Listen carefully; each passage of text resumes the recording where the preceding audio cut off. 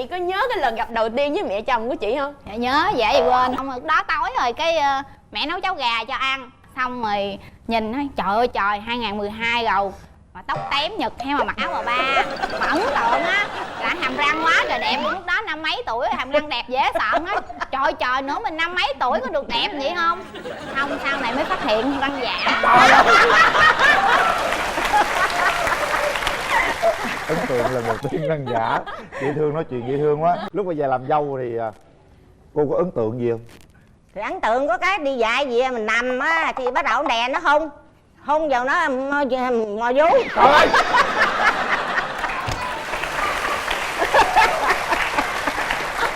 Gì vậy?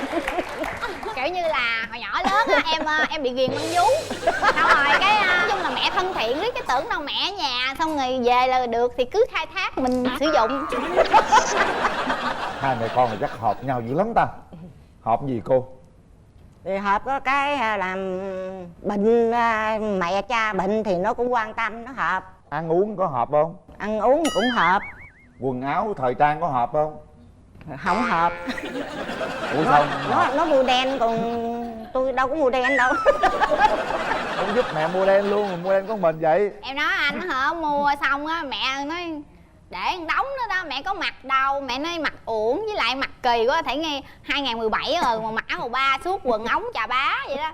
Sau rồi cái nói thôi mẹ ơi mẹ mặc quần tây đi, áo sơ mi hoặc là áo thun này kia. Không mấy mẹ mặc váy đi. Mẹ nói mày tào lao mày quá, mặc quần ống sao tao mặc được, lạnh lắm. Là chân hông, mua đồ về chân hông. Quần ống nó lạnh lắm hả? Là cái ống nó rộng quá hả bác? Ống Ống rộng là cái váy á, có ống một đó. À trời ơi. Rồi mẹ chồng nấu nướng không mà con ít có nấu đó hả? Không, em đâu có cơ hội đâu, vô bếp của mẹ mà thì mẹ làm chứ vô nhiều khi chất quất kỳ. Với lại thường là mẹ em nấu ăn ngon lắm. Rồi thí dụ mà em vô nấu bữa đó cả nhà đói tội nghiệp thôi, an phận. Bữa nào có nào thử bữa nào mình trổ tài bữa không được hả? Có nấu một bữa rồi. Nấu bữa làm sao? Xong rồi đem ra cho heo ăn luôn. Trời ơi. Trời ơi. Không mà tính ra con với vú cũng hợp vụ ăn uống chứ bộ. Ví dụ như nấu ăn là hai mẹ con hợp, tức là mẹ thích nấu còn em thích ăn thì em nghĩ đó hợp. Chị còn những chuyện nào không hợp không chị?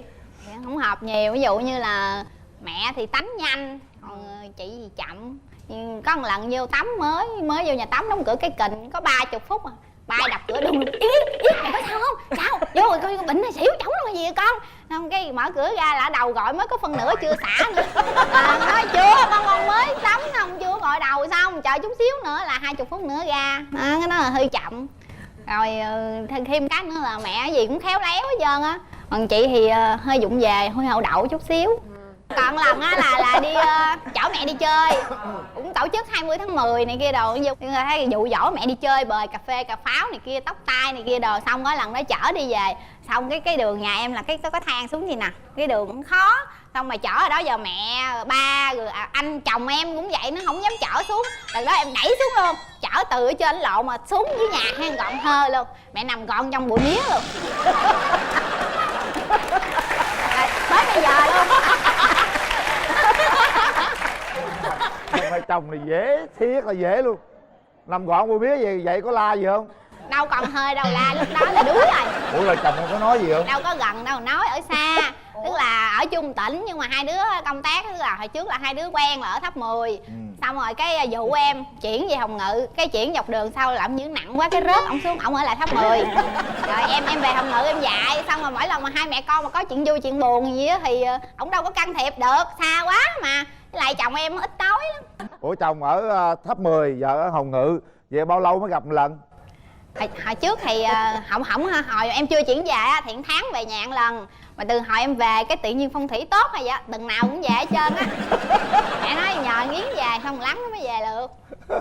Trời ơi. Tuần mới về một lần hả chị? Dạ, giờ xưa hơn nữa rồi, giờ tới 3 tuần hoặc một tháng mới về một lần. Trời, tại công việc nhiều. Tại vì làm tới thứ bảy lần, thứ bảy là tới chiều tối mà về được có ngày chủ nhật. Đâu liếm láp gì được, thôi ở dưới luôn đi.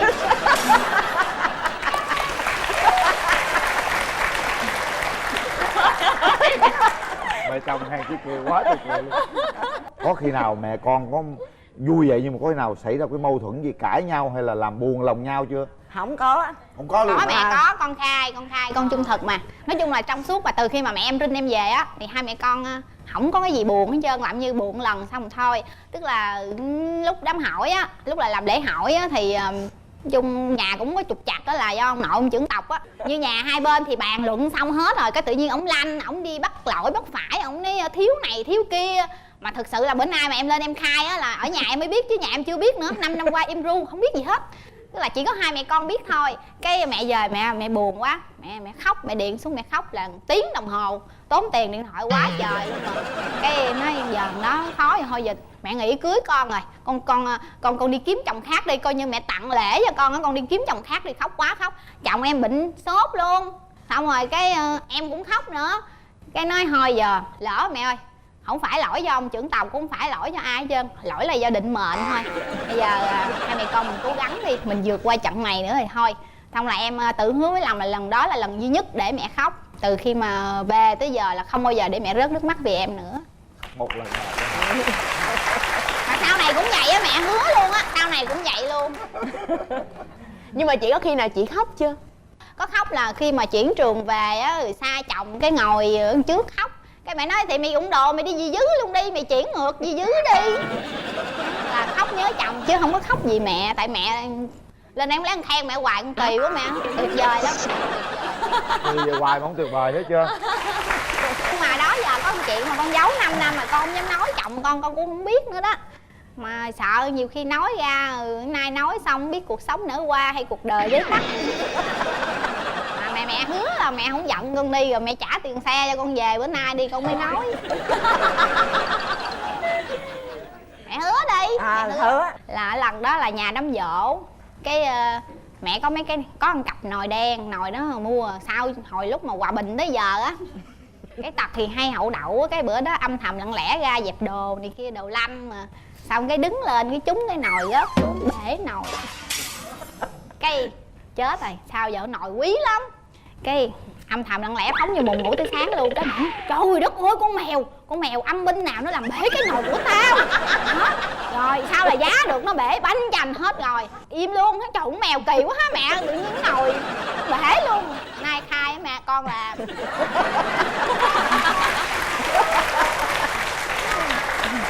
Không, tao thua. Tao thua luôn. Dâu nó có tật xấu gì mà chưa bao giờ kể cho ai nghe không cô? Nó có tật xấu là đi đâu bỏ tiền, đi đâu giục tiền, tôi mất đi theo nó. Nó đưa tiền thì nó đi mua đồ, hở giục xịt tay không gì, đâu có mua gì đâu. Ủa sao kỳ vậy? Hậu đậu dữ vậy trời. quên nó tưởng đâu cầm rác hay giấy gì đó liền luôn. Rồi Tết có hồi năm rồi đó là 2016, Tết 2016 á, là trường em tổ chức thi nấu ăn nguyên quyện luôn, nguyên ngành. Cái đâu biết nấu đâu, cái nói mẹ chỉ con món gì mà đơn giản nè, hiệu quả nè mà ngon, lặn đạt á thì mẹ chỉ nha. Cái bắt đầu mẹ nói không, mày làm cá hấp đi con, ở Hồng Ngự mình là nuôi cá nhiều lắm, mấy nuôi làm cá hấp đi. Thế là nguyên nhà là ăn trong vòng nửa tháng cá hấp núm. Tao nói giờ gặp con cá điêu hồng hấp núm là ngán hơi lòi cổ. Xong hấp cái xong mẹ chỉ làm rồi, xong rồi tới đó cái quên hấp cá không mà bỏ quên núm ở ngoài. Gớt luôn, Gớt luôn hả? chứ không may bỏ núm vô là đậu rồi. Rồi á mẹ đưa tiền đi chợ mua cá đó là cầm 120.000, xong rồi cầm hồi chạy xe không biết liền đâu mất tiêu. Em tới chợ cái mẹ hỏi rồi tiền đâu rồi, không biết nữa mẹ, chắc gớt đâu chạy lại kiếm là người ta lụm mất tiêu rồi. Em mà may em mà gặp mẹ chồng mà khó chắc khỏi ở luôn quá. Không, mẹ em khó, mẹ em khó lắm, căng lắm. Mỗi có một chuyện gì mẹ giận hay la mà hên, em hên làm như may mắn hay sao, hợp số hợp. Vậy thì hôm nay hai mẹ con có muốn điều gì nói với nhau, trao đổi một cái gì để mẹ con mình có thể gọi là vui vẻ và sâu sắc cả cuộc đời hay không? Muốn thay đổi điều dâu gì? là thu xếp công việc của nó đó, chú phải lên tiếp mẹ chồng, chứ giờ mẹ chồng quá cực à. Thấy chưa, nói chứ cũng cười vậy thôi chứ cũng cực quá rồi. Phụ mẹ chồng chút đừng có hậu đậu nữa. Nói chung là em thấy là mẹ em hoàn hảo rồi, cũng muốn là mẹ nghỉ hưu sớm, tức là đừng nuôi heo nữa. Thì qua chương trình ngày hôm nay thì con muốn mẹ nói với mẹ là thực ra là mấy anh em thì cũng lớn rồi, Ai cũng có gia đình riêng hết, cho nên là mẹ có lo nhiều á thì mấy anh nhiều khi anh thấy như vậy nó không có phù hợp, nên anh chị làm mẹ buồn. Thì bây giờ những cái chuyện buồn đó mẹ bỏ qua đi. Rồi bây giờ hai mẹ con ôm nhau nha. Em hứa với mẹ, nãy mẹ nói cái gì đó, hứa đi. Con hứa với mẹ là nói chung là con sẽ cố gắng sắp xếp công việc để về thực hiện tốt cái vai trò của con, không có để mẹ cực nữa.